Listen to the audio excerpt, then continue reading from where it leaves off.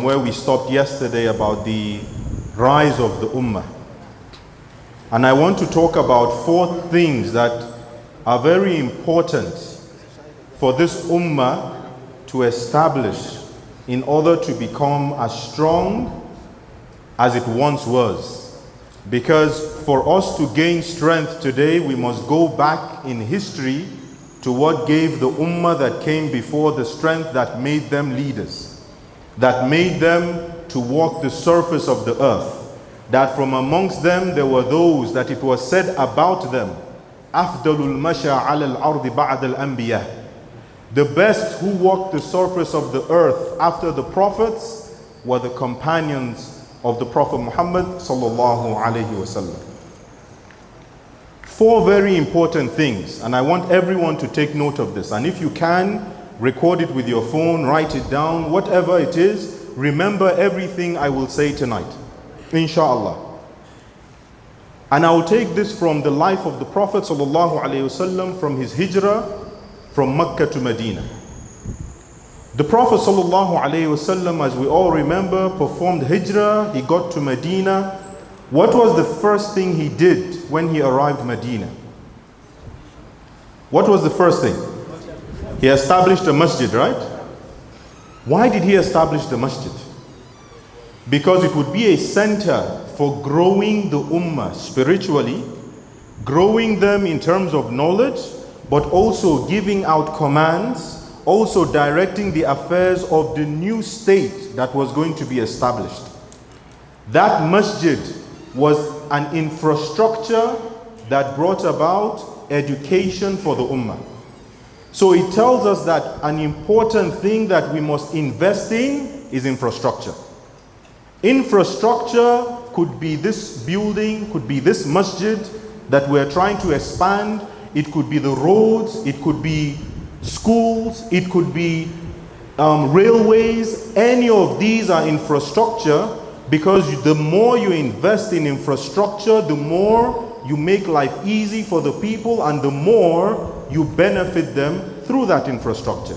So the first thing as an ummah, for us to be strong, we have to invest in infrastructure, but not just any kind of infrastructure, the right infrastructure to build the ummah. What was the second thing he did after establishing the masjid? What was the second? He built the souk, the market. The market was next to the masjid. Why was the market established? Because he understood that as Muslims, economy or the economic power of the Muslim ummah is where they have their greatest strength.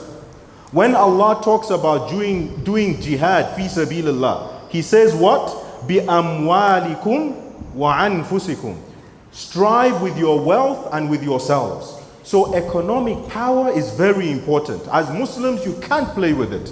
And you have to know how to earn wealth and how to expend that wealth. So going out to seek for halal means extremely important. But more than that, establishing an economy based on ethical finance, this is extremely important for the ummah as well. That's why the likes of the Jaiz Bank, the Taj Bank, Lotus, and many of these other non-interest financial institutions, they came late in our part of the world. But today, look at the benefit that they have done in establishing Islamic finance directly and indirectly in this nation.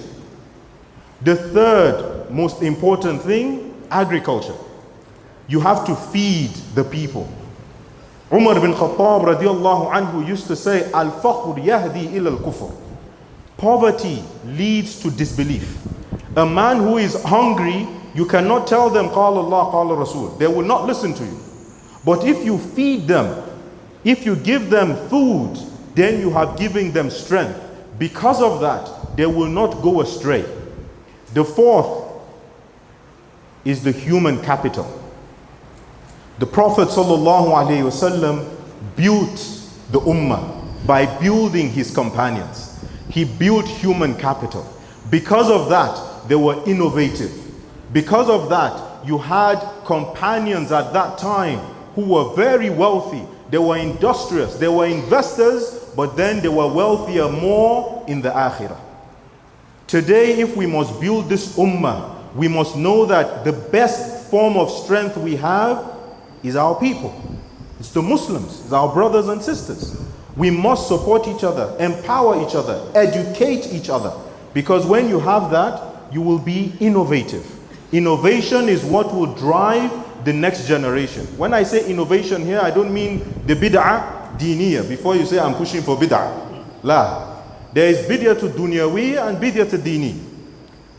In deen, haram. We cannot introduce bid'ah. But when it comes to the worldly aspect, we must be innovative as an ummah. I'll give you a very typical example.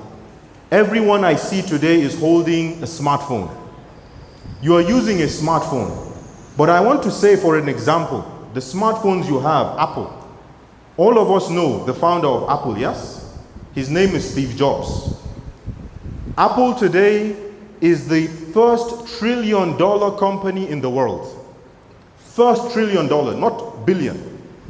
But how many of you know that the founder of Apple, Steve Jobs, was given, or his father was a Muslim man from Syria by the name Abdul Fattah Jandali? How many of you know this?